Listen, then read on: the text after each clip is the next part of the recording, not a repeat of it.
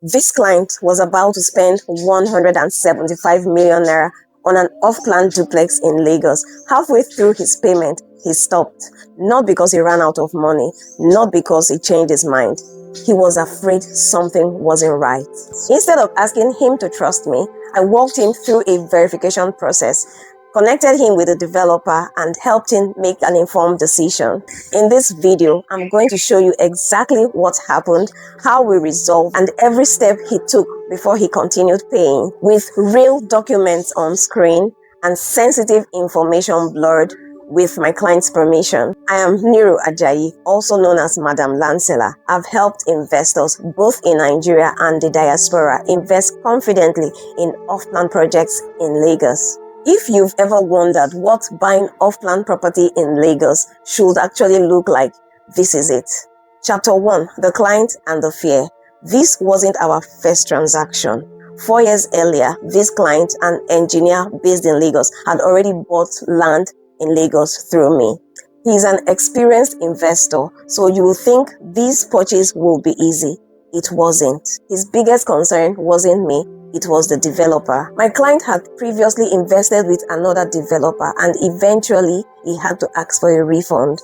That experience bugged him, and in one of his WhatsApp messages to me, he wrote, "I am scared of all these developers. I hope he has not collected more money from investors than the number of units available." That's a valid concern, especially when you're already committing 175 million naira. Fear like that shouldn't be ignored, it should be investigated. Chapter 2. The Search and the Match. When we started talking, he wasn't looking for a house. He wanted land around Sangotedo with a budget of 80 million naira. He planned to build in the future. There was no rush. I showed him different plots of land inside Royal Garden Estate Ajayi, another behind Koscharis in Ajayi, and then one inside Ajayi Apata Estate in Sangotedo. None of these met his goal. Then we discussed another development he had seen on Instagram in Ajayi. I knew that particular project. I already inspected it, so I told him something that really surprised him. I wouldn't recommend it because what I saw physically was very different from what was advertised online. The room sizes, the space between buildings, the privacy, it didn't match the marketing. Since we're already inside Ajayi Apata Estate, I suggested we visit another project nearby. That project was Landview Residence. Chapter 3. The Verification. This is exactly where some people get it wrong. Before asking my client to pay 1 naira, I verify everything. I visit the developer's office, I inspect their documents, I confirm the certificate of occupancy, I check the building approvals, and I review the regulatory and monitoring sign-ups. Then I send everything to my lawyer for an independent verification.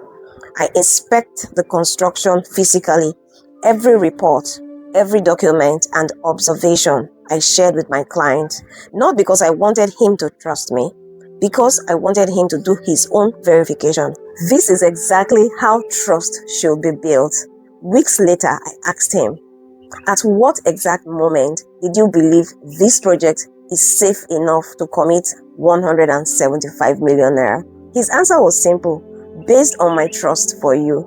That trust did not appear overnight. It was built over time through a process of verification. Chapter 4.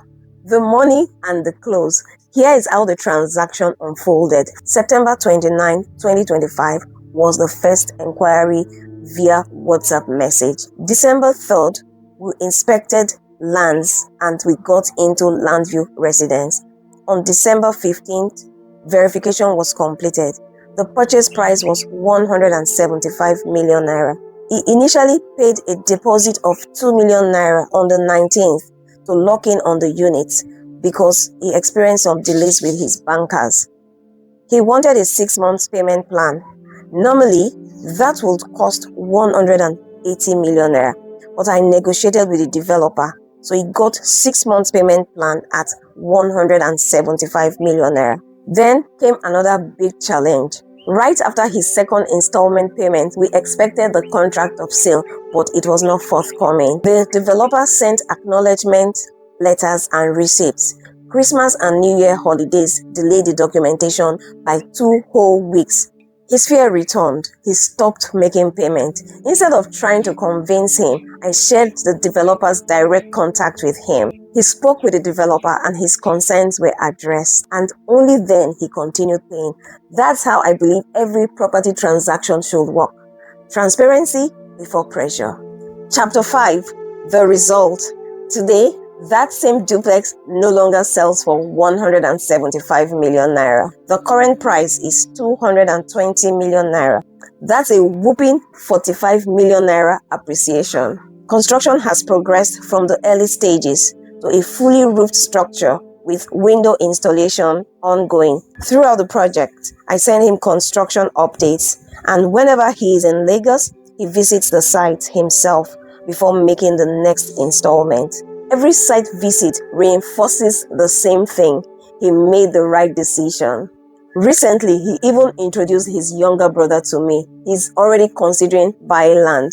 That's how trust grows, one verified transaction at a time. Everything you've watched today started with one WhatsApp conversation, not a payment, not pressure, just a conversation. If you're thinking about buying property in Lagos, whether it's land or an off-plan home, and you're worried about making the wrong decision, start the same way this client did. Tell me your budget and your goal. Before we talk about the payment, we will talk about verification, because I believe every property should earn your confidence before it earns your money. My contact details are on the screen, and who knows, the next case study I share on this channel might be yours. It's me, Madam Landseller. Thank you for watching.